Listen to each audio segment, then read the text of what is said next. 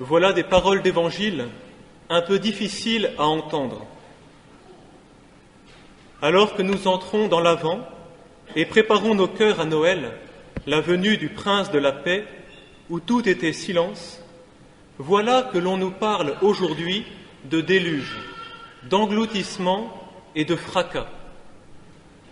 Alors qu'un peu partout se déploie déjà la magie de Noël, ses décorations, ses marchés et autres douceurs, il est question dans notre texte de tri parmi les hommes, d'un retour un peu terrifiant, à la manière d'un voleur qui s'introduit par effraction. On aurait plutôt envie de chanter Douce nuit ou Petit Papa Noël porté par l'air du temps, et l'on se retrouve aujourd'hui sur les mesures du Dies Irae. Quelle est alors la bonne nouvelle de ce jour? Il est premièrement important de replacer notre passage dans son contexte. D'abord pour ne pas tomber dans le millénarisme sectaire du type 2012. Le monde est fichu, adhérez à notre croyance, donnez votre argent et vous serez sauvés. Jésus semble conscient du risque de cette récupération de ses propos et il nous avertit quelques versets auparavant de ne pas suivre les gens qui vous disent que la fin du monde est proche et qu'ils ont, eux, les remèdes à toutes les calamités. Si l'on vous dit « Tenez, voici le Christ », n'en croyez rien, nous dit saint Matthieu.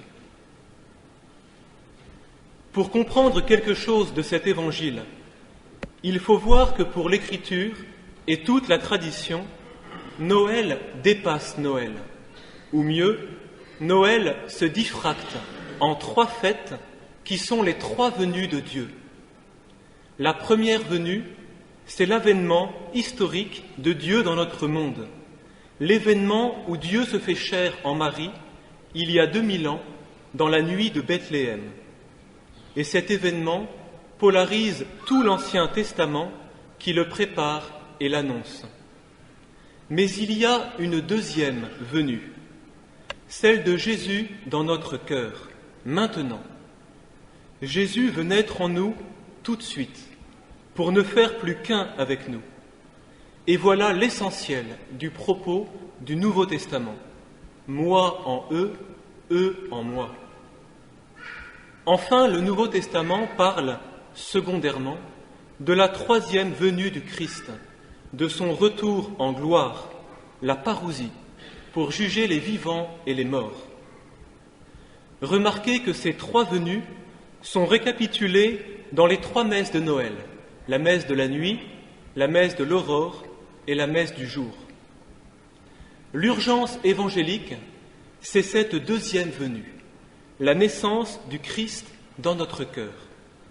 Et le temps de notre vie nous est précisément laissé pour vivre cet accouchement.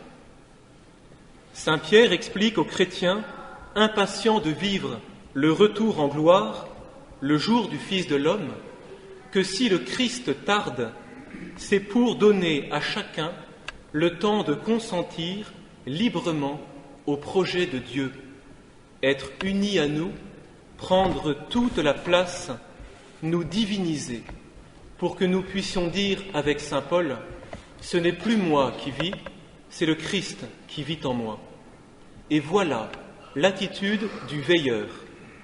Non pas une tension psychologique vers des lendemains qui chantent ou qui déchantent, mais dès cette vie, dès ici-bas, maintenant, accueillir le Christ qui vient à moi 1000 fois par jour dans les événements de la vie quotidienne, dans la prière, dans cet imprévu, dans ce pauvre qui frappe.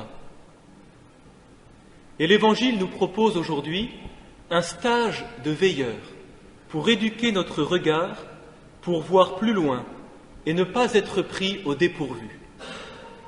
Alors comment? J'apprends à veiller en priant chaque jour. J'apprends ainsi cette langue de Dieu, ses manières d'agir, et je deviens capable de les repérer pour moi ou pour les autres. J'apprends à veiller en étant pleinement présent à mon devoir d'État, c'est-à-dire à ce que j'ai à faire là où Dieu m'a mis, au travail, à la maison, en servant la vie, le bien et la vérité.